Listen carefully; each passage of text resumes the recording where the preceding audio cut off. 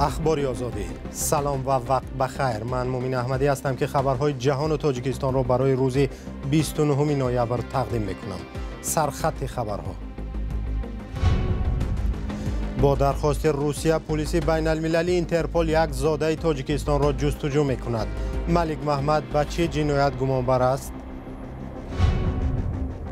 مشکل افراد دو شهروندی در روسیه. مقامات روس به تاجیکانی که دو شهروندی دارند اجازه بیرون شدن از این کشور را با شناسنامه تاجیکستان نمیدهند. وگرنه آنها را دستگیر میکنند، از 2 تا 5 هزار جریمه میبندند و آنها را نمیگذارند که از روسیه بیرون شوند. و گزارش در روز جهانی زنان حامی حقوق درباره بانوان جسور تاجیک که از حقوق انسان حمایت میکنند. زنها میتونن جدیتر همچون مادر به موضوع ها متوجه شوند. مقامات روسیه یک زاده تاجیکستان را به جستجوی بین المللی دادند. اینترپل یا پلیس بین المللی در سامانه رسمیش نوشت که ملک محمد قواتوف 37 ساله است و با عضویت در سازمان‌های مسلح و تروریستی گمانزد است. اطلاعات درباره او در اول ماه نوامبر امسال نشر شده است. در عکس گذاشته اینترپل، این زاده تاجیکستان سلاح به دست تصویر یافته است. ملک محمد قواتوف را ماه اپریل امسال در رویخط نو شده گمانبران به تروریسم در روسیه جای داده بودند. معلوم نیست مقامات تاجیکستان هم درخواست بازداشت او را دادند یا نه. نام ملک محمد قواتوف در رویخط بانک ملی تاجیکستان و در قطار شخصان علاقمند به تروریسم زیر رقم 819 ذکر شده است. اینترپل یا پلیس بین المللی چندین شهروند تاجیکستان را با درخواست مسکو دوشنبه در سراسر جهان می‌جوید. اکثر آنها به تروریسم و قاچاق مواد مخدر و کشتار گمانزد هستند.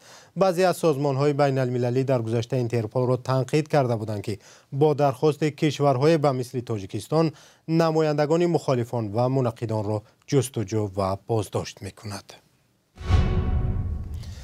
در فرودگاه‌ها و گذرگاه‌های زمینی روسیه در یک هفته اخیر به گروهی از شهروندان تاجیکستان که همزمان شهروندی روسیه را دارند اجازه بیرون شدن از این کشور نمی‌دهند. این گروه نفرانی هستند که می‌خواستند با شناسنامه خارجی تاجیکستان روسیه را ترک کنند و در گذرگاه‌ها شناسنامه روسی خود را نشان ندادند. مقامات روسیه میگویند تصمیم منع بیرون شدن افرادی که شناسنامه روسی دارند بر پایه قانون گرفته شده است که روای افرادی دارای دو شهروندی را تنظیم می‌کند. همکارم میرزانبی خالقزاد با افرادی که مشکل دارند صحبت کرد و جزئیات بیشتری در دست دارد. میرزانبی، این مشکل تنها با آنهای دخل دارد که هم شهروند تاجیکستان و هم روسیه را دارند و یا دیگران هم با چنین مشکل روبرو شدند؟ سلام مومین، سلام بینندگان عزیز. بله، با چند نفری صحبت کردم که دو شهروندی دارند، یعنی هم شهروندی تاجیکستان و هم شهروندی روسیه، ولی پاسپورت خارجی روسیه را ندارند و محض به همین سبب به خارج از روسیه سفر کردن نتوانستند. آنها و هم حامیان حقوق مهاجران میگویند مقامات روسیه باید پیشکی در این باره خبر میدادند، ولی مقامات روسیه به آنها گفتند که قانون قبول و اعلان شده، از بازگشت به وطن جلوگیری و جریمه کرده شدند. از جمله بختاور جمعه حامی مهاجران تاجیک در روسیه میگوید در فرودگاه به مادری سالخورده‌اش برای نداشتن پاسپورت خارجی روسیه اجازه پرواز ندادند و 2000 روبل جریمه کردند و هم پول بلیط هواپیماش سوخته است. بختاور جمعه به حیث حامی مهاجران در صحبت با رادیو آزادی گفت که قانون مذکور از 26 اکتبر سال روان به حکم اجرا درآمده است. شهروندان روسیه که دو و زیاده شهروندی دارند، خاک روسیه را میتوانند در آن حالت ترک کنند که شناسنامه روسی خارجی داشته باشند. وگرنه آنها را دستگیر میکنند، از 2 تا 5 هزار جریمه میبندند و آنها را نمیگذارند که از روسیه بیرون شوند. میرزانبی، هدف مقامات روسیه از قبول این قانون چیست و آنها با این کار چی میخواهند؟ قبل از آن که به این سال پاسخ دهم، حالا یک خبر دیگری که دسترسی ما شد و در سامانه نصیحت شبریم هم به نشر رسیده است میخوام یادداشت شوم. یعنی از شهروندانی که حق بیرون رفتن از مرز روسیه را ندارند باید شناسنامه‌های خود را به مقامات سپارند و این قرار 11 دکبر همین سال اعتبار پیدا می‌کند.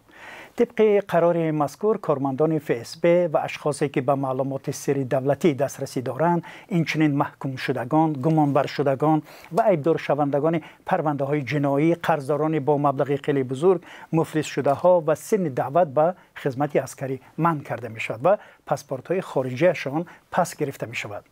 و اکنون سوالی که شما دادید در صحبت با ما همیان مهاجران میگویند تا زمان دریافت شناسنامه خارجی روسیه شهروندانی که دو شهروندی دارند میتوانند به قزاقستان و یا به قرقیزستان که این دو کشور عضو سازمان یورازیس هستند پرواز کنند و از آنجا با پاسپورت های تاجیکستان هم راهشون میتوانند ادامه دهند.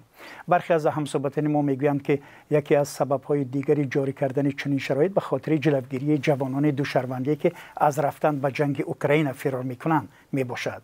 در 6 ماه اول سال روان تقریبا 87,000 تاجیکستانی شهروندی روسیه گرفته است که در مقایسه با همین دوره سال گذشته حدود 13,000 نفر بیشتر میباشد. به حساب میانه هر روز قریب 500 تاجیکستانی تبعی روسیه را میپذیرند و شمارشون میان شهروندان نوی همین کشور بیش از 42% را تشکیل میدهد. تاجیکستان یگانه کشور آسیای مرکزی است که با روسیه سازشنامه دو شهروندی دارد. تشکر میرزا نبی.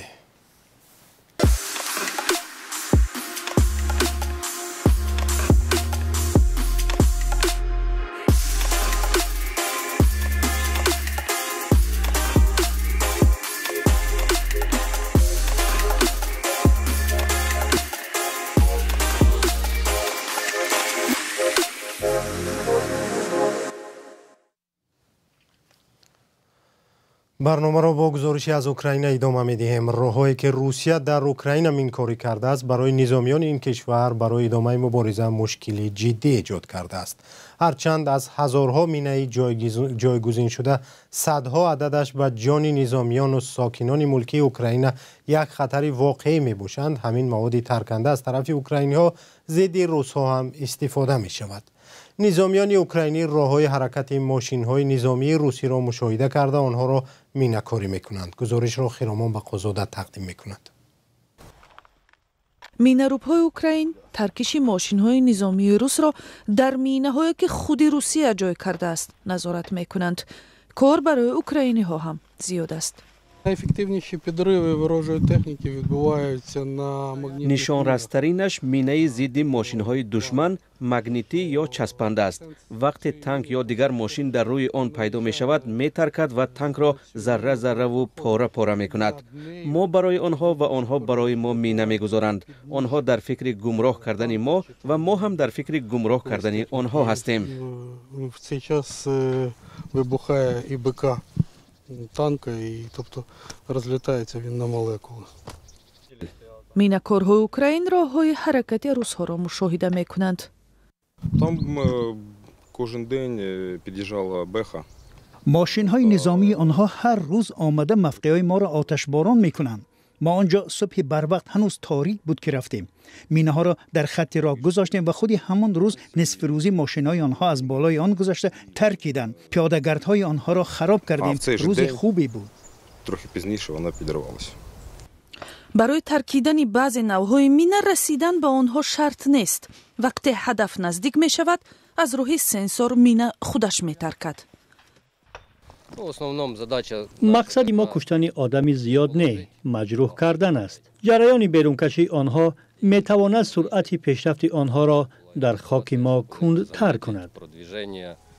سازمان هالوتراست میگوید در خاک اوکراین صدها هزار مینه گذاشته شده است و برای بی‌ضرر کردن جنگل و زمین‌های کشاورزی ده‌ها سال در کار می شود.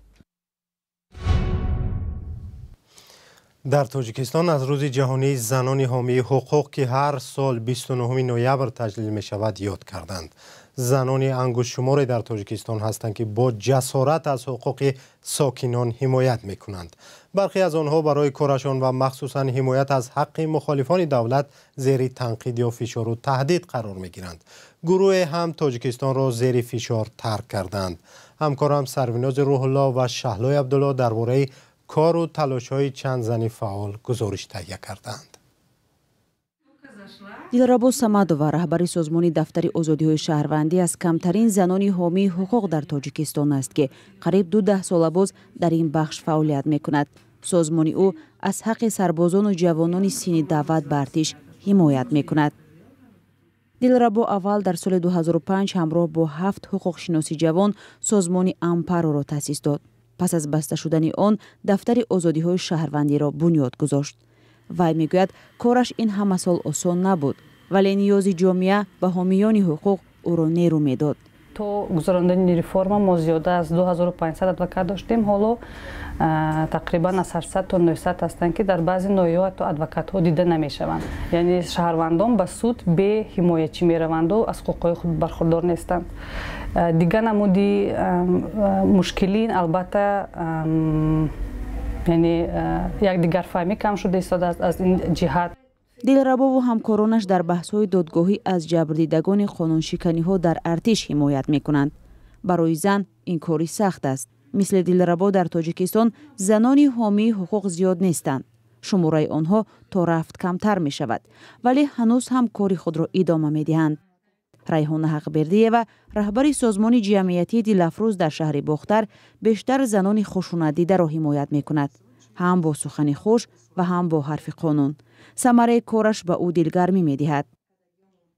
میگن که همین معلمه اینقدر شما فقط روزی در روز همین خیلی گریه و نوله و همین زنها را میشنوید دلتون نمیگیرد. میگم که دل من میگیرد. من نمیخوام که همین زنها همین خیلی اومده همین خیلی احوال گرفتار باشن. نه که من میخوام دست دراز کنم و همو که یاردم رسونم. خشونت خانوادگی در تاجیکستان عادتاً کاری درونی عائله دانسته می شود. با این بهانه به مشکل زنان رسیدگی نمی شود و سازمان‌های غیر دولتی یگانه جایی می باشند که آزاردیده‌ها در آنها را می کوبند. مسئله زورآوری مراجعت کرده ایستاده. خب چه حادثه روی داده است؟ 29 نوامبر روز جهانی زنان حامی حقوق است. قدردانی زحمت و تلاش آنها در دفاع از حقوق دیگران در جامعه، پیشگیری از خشونت و فداکاری آنها در این روز وصف کرده می شود. آنها برای کارشان و مخصوصاً حمایت از حق مخالفان دولت زیر تنقید یا فشار و تهدید قرار می گیرند و خاموش می شوند و برخی دیگر کشور را ترک می کنند. در چنین شرایط کار کردن آنها قهرمانی دانسته می شود. وابسته از تفاوت‌های سن و سالی، مقام اجتماعی و ارزش‌های انسانی، اونهای جهانبینی و موقع شهروندی و اعتقاد دینی، زنها میتونن جدی‌تر همچون مادر به موضوعها متوجه شوند، رحم دلتر نیز هستند. مردها نیز کوشش میکنند و در بعضی موردها به هر صورت پروکورور یا دیگر نهاد قدرتی از موردی رپرسیه یا تهدید و فشار قرار دادن زنها خودداری میکنند، ولی باعث تاسف است که سالهای آخر وابسته به انگیزه و ماهیت پرونده بررسی شونده به زنها نیز چنین امکانیت داده نمیشود. و در این اما این حقوقدان تاجیک تاکید میکند که کار به جای کشیده شده است که برخی ادوکات‌ها ناعلاج بین جبردیده و مقام عیبدار کننده وظیفه میانروی را اجرا نموده زندگیشان را پیش میبرند. ولی این حرفها هم هست که برخی از زنان حامی حقوق در تاجیکستان برای دریافت مبلغ‌های رایگان سازمان‌های بین الملل لایحه‌های خوب می‌نویسند، پول به دست می‌آورند، اما نه همیشه آماده کمک به کار افتاده‌ها هستند. اکثرا آنهایند که از اظهار نظر با رسانه‌ها و بلند بردن معرفت حقوقی جامعه خودداری می‌کنند. برخی دیگر نمی‌خواهند به این وسیله کاری مهمی آنها به چشم مقامات رسد و باعث فشار و تعقیب یا حتی بسته شدن سازمانشان گردد. وکیلان پارلمان قرقیزستان روز 29 نوامبر لایحه قانون را درباره تغییر پرچم دولتی آن کشور در قرائت اول قبول کردند. از لایحه 66 وکیل جانبداری کرده 8 نفر ضد برآمده است. دوستان به کشف یکی از وکیلانی که به ضد تغییر پرچم دولتی قرقیزستان رای داد گفت یگان پرچم مانع رشد کشور نشده است. پیشتر نماینده پرزیدنت و دیوان وزیران در پارلمان قرقیزستان الماسبک ابیتف هنگام بررسی سند گفته بود که دیوان از این اقدام پشتیبانی میکند. سپاس که تا این لحظه ما را همراهی کردید. برای اخبار بیشتر شما به سامانه رادیو آزادی و صفحه های رادیو آزادی در یوتیوب، اینستاگرام، فیسبوک و تلگرام و تیک تاک و ادنکلاسنیکی وارد شوید. اگر خبری دارید به ما نویسید. خدا نگهدار.